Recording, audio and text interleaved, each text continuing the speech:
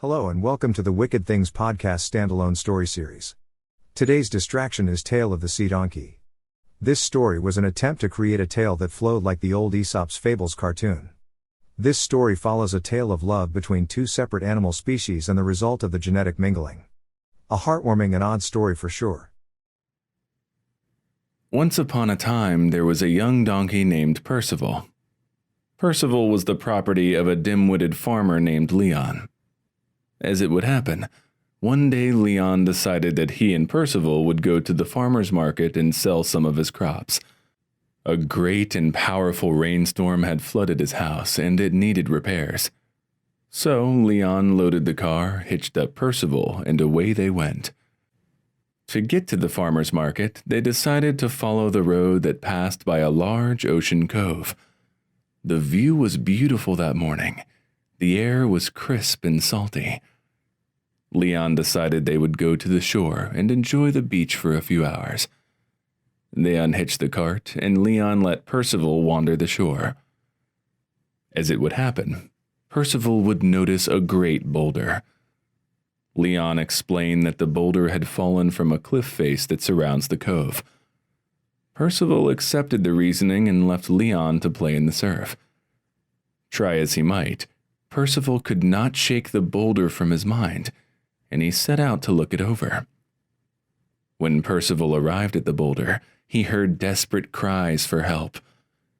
He followed the sound and discovered a dolphin with its tail trapped under part of the boulder.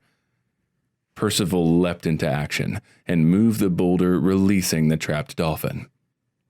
The dolphin was so grateful that she kissed him. Percival the donkey and Benjamina the dolphin fell in love and spent the afternoon together. After hours of enjoying the surf, Leon decided it was time to get going, as the farmer's market was still a few days away. He searched for Percival and discovered the lovers. Leon was shocked and pulled them apart. Benjamina fled into the sea. Leon spoke to Percival and explained that it would never work out, that she was a fish and he was a donkey. Nothing would ever come from loving a cold fish. Percival lowered his head and left with Leon. Leon and Percival arrived at the farmer's market and discovered the other merchants' crops had been washed out to sea. Leon made a fortune, as his was the only crop people could buy from. Leon and Percival were heralded as heroes. Surely the kingdom would have starved. Leon was made a lord, and Percival would be the most sought-after stud in the land. They made a new home in the great city near the farmer's market. Leon would hire people to tend his farm for him as he enjoyed his wealth and fame. Nevertheless, poor Percival could not forget his love, Benjamina. He was a sad donkey, and there is nothing sadder than a heartbroken ass. Eventually, Leon would become frustrated with the broken-hearted Percival. "Just go to her. You'll see for yourself that there's nothing that can come from your love," scolded Leon. Percival smiled and ran off to find his Benjamina. So much time had passed that Percival was unsure if Benjamina was at the cove.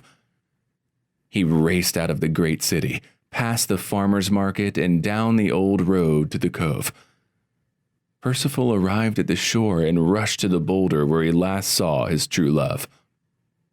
He rounded the boulder and discovered not only was Benjamina there, but there were 4 other little creatures.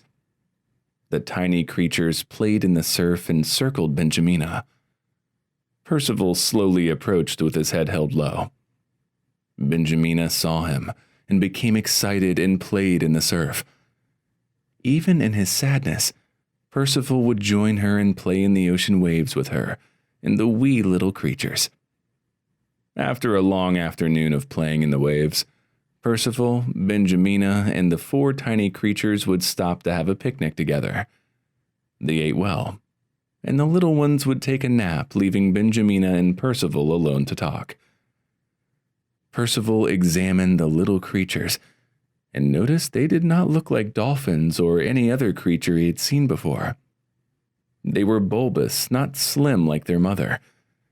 They were dark gray, not at all like their mother. Lastly, they had large, flat heads and baggy skin around their mouths. He asked her about her husband. He wanted to know what kind of fish had she fallen in love with to create such little creatures. Benjamina would smile and tell him she was not married, nor had she any suitors.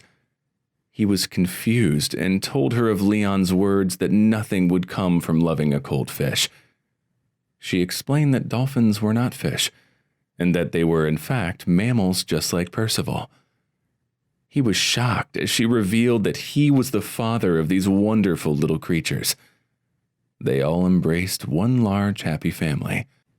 However, just when the family would start their lives together, Leon would arrive. Percival and family wanted to know what business Leon had there. Leon told them that he missed Percival and wanted to see him one last time. They decided to have some tea and talk about everything.